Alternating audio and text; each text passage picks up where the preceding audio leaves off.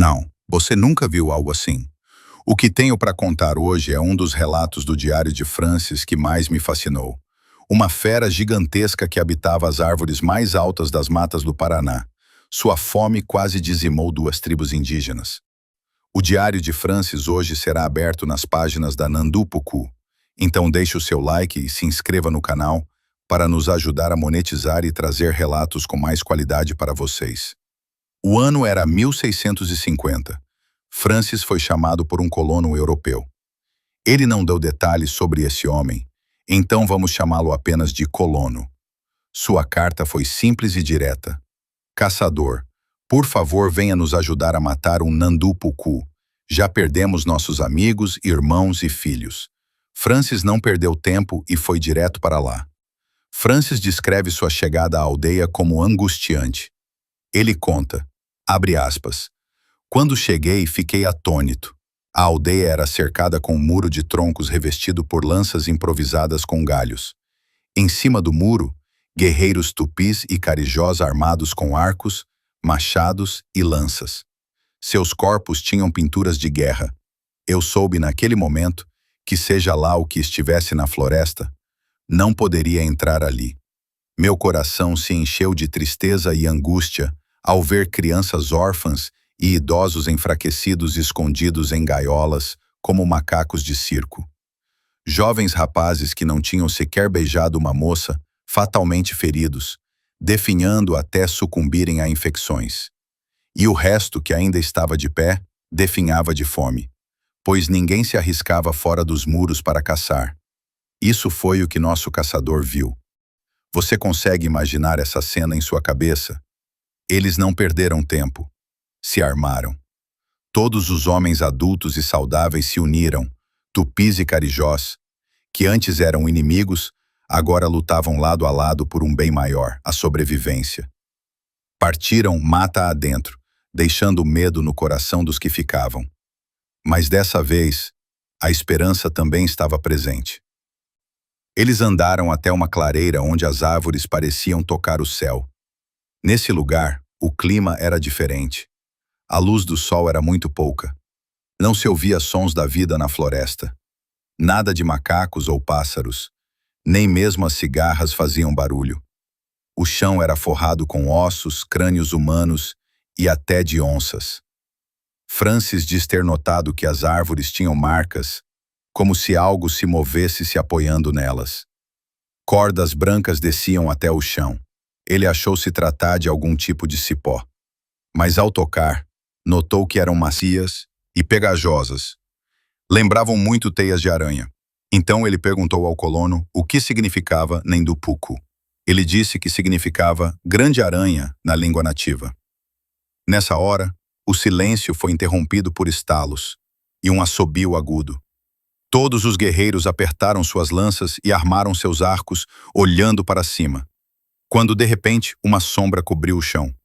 Francis diz ter olhado para cima e o que viu o deixou incrédulo. Descia lentamente, uma aranha gigantesca. Segundo Francis, seu abdômen tinha cerca de 3 metros e suas patas chegavam a 7. Seu corpo era coberto por pelos que pareciam vergalhões, vários olhos pequenos e vermelhos. Os índios não tremiam, não demonstravam medo, mesmo depois de tantas derrotas. Em um grito de guerra, partiram todos como se fossem apenas um. Cada um deles lutava para proteger o guerreiro ao lado. Francis escreveu, abre aspas, aqueles homens eram mais que irmãos. Nunca vi exército tão unido. Eu não via egoísmo em suas ações. Tudo o que faziam era para o bem coletivo. A dor de um era a dor de todos. Mesmo sendo antigos inimigos, lutavam pelo homem ao lado, e não por si mesmos. A luta contra a aranha monstruosa é descrita por Francis como um massacre. Ela se movia muito rápido para o tamanho dela. Atirava teia e impossibilitava a respiração. A todo momento, os guerreiros paravam de lutar para socorrer os que sufocavam presos nas teias, o que dava vantagem para o monstro. A cada passo, ela matava um. Suas pernas dianteiras eram mais finas e longas. Serviam para atacar, empalando homens como se fossem um pedaço de carne no espeto. Eles lutavam com bravura. Francis diz nunca ter visto homens tão destemidos em combate. Driblavam as pernas da besta, atacando com seus machados e lanças, enquanto os demais atiravam flechas. Mas a Nandupuco tinha uma casca dura, que impedia que ela fosse realmente ferida. Francis atirava, mas até as balas ricocheteavam. Então ele teve a ideia de mandar os índios recuarem para a vegetação baixa, para impedir que ela se movesse com facilidade. O colono traduziu as ordens, e eles correram para as árvores mais baixas.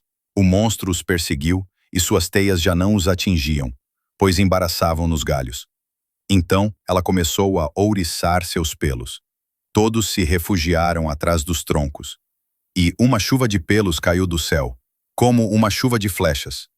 A criatura pareceu ter que fazer muito esforço para realizar aquele ataque. Então Francis não perdeu tempo. Laçou suas pernas com seu chicote. Em um pulo, rolou por baixo dela, puxando com força e derrubando a criatura, que expôs seu abdômen macio. E, como se lessem a mente de Francis, os guerreiros saíram da vegetação, atacando brutalmente a criatura, que, pela primeira vez, estava em desvantagem. Eles golpeavam com as lanças, atiravam seus machados de pedra, mas ela se levantou rapidamente e, em um único movimento, partiu vários homens ao meio. Então Francis ergueu sua mão, invocando o machado predador. Vou trazer um vídeo contando sobre como ele conseguiu o machado. Então, se inscreva para não perder. Ele levantou a mão e o machado apareceu. Ele atacou as pernas da criatura e até mesmo seu machado teve dificuldade em romper a casca do monstro. Os guerreiros cercaram o monstro, levantaram suas armas para cima e gritavam: Antan Atu! Algo como: Homem forte mata! Eles estavam admirados com a forma como Francis se movia, girando o machado, defendendo os golpes da criatura e contra-atacando sem ser ferido. Até que ele viu uma chance e golpeou na junta de suas patas, arrancando uma, depois outra. O monstro soltou um zumbido de dor e até os macacos gritavam, pareciam torcer por Francis. A criatura caiu ferida e todos atacaram mais uma vez. Agora, sem suas pernas de ataque, ela estava em defesa. Os guerreiros atacaram. Vários deles correram com um tronco que atravessou seu centro macio. Outros atacaram seus olhos, esfaqueavam com seus próprios pelos espinhosos. Pareciam um bando de formigas atacando um inimigo. Francis subiu em sua cabeça, desferindo golpes com o machado, vários golpes até cansar. Quando ele parou, a Nandupuco já não se mexia. Em um coro de vitória, eles arrastavam pedaços do corpo e gritavam nomes dos que morreram. Cantavam hinos de guerra, aqueles homens vibravam junto com a floresta. Pássaros cantavam alto. Macacos pulavam nas árvores, fazendo barulho. Dava para ouvir o estourar das onças. E até mesmo os jacarés colocavam as cabeças para fora da água e batiam as mandíbulas, como se comemorassem que sua floresta estava livre daquele demônio. Francis descreve a noite na aldeia. Ele escreveu, abre aspas, aquela noite me deixou feliz. Os rostos tristes agora estavam alegres. Dançavam em homenagem aos falecidos. Para eles, os mortos voltariam como espíritos yogas para protegê-los. Comiam e davam risadas. Aquelas crianças iriam crescer, os jovens iriam se casar e os adultos envelhecer em paz.